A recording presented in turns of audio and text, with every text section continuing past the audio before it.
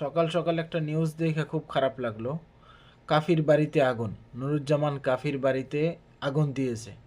বেশ কিছুদিন যাবৎ কাফিকে নিয়ে খুব সমালোচনা হইতেছিল। তো এটারই সুযোগ নিছে আর একটা পক্ষ, যারা এতদিন বিরোধী পক্ষ ছিল কাফির, তারা এই সুযোগটা গ্রহণ করছে। তারা হয়তো ভাবছে যে কাফির জনপ্রিয়তা এখন আর নেই, যার কারণে এই সুযোগটাকে কাজে লাগিয়ে তারা আসলে এরকম একটা ক্ষতি করেছে। এটা খুবই দুঃখজনক। আর এই কাফির বাড়িতে আগুন লাগার ঘটনায় আমি আন্তরিকভাবে আসলে সমবেদনা জানাই। কেননা কাফি সাম্প্রতিক কিছু ভুল করেছে বা ভুল কাজ ওর দ্বারা সংগঠিত হয়েছে, যেটা ওর সাথে বেমানান। কিন্তু তাই বলে ওর ক্ষতি হোক বা ওর মানে ও কোনো সমস্যায় পড়ুক, এটা কখনোই কাম্য ছিল না।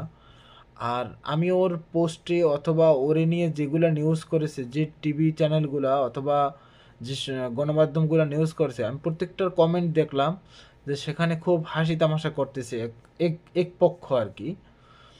এর ভিতরে দেখলাম যে আসলে এতদিন যারা ওর পক্ষ ছিল, তারাও ওর বিপক্ষে এখন সমালোচনা করতেছে। এটা আসলে ঠিক না। ও যেটা ভুল করছে, ওর ভুলের জন্য ও অনেকবার দুঃখ প্রকাশ করছে। বাস এতটুকুই যথেষ্ট।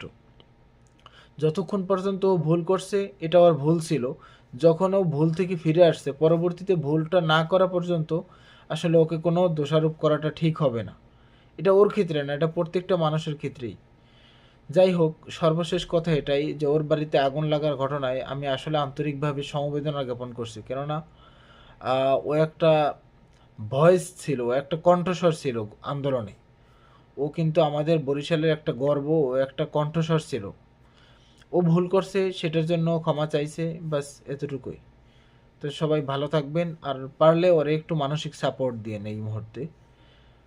কেননা ওর মানসিক অবস্থাটা সবাই বোঝার ক্ষমতা হয় নাই বা সবাই বুঝবেও না। কিন্তু এই মুহূর্তে আপনি আমি যদি আরও উস্কাই দেই বা আসলে আপনি আমি যদি আরও ওর বিরুদ্ধে লাগে, তাহলে ও মানসিকভাবে ভেঙে পড়বে।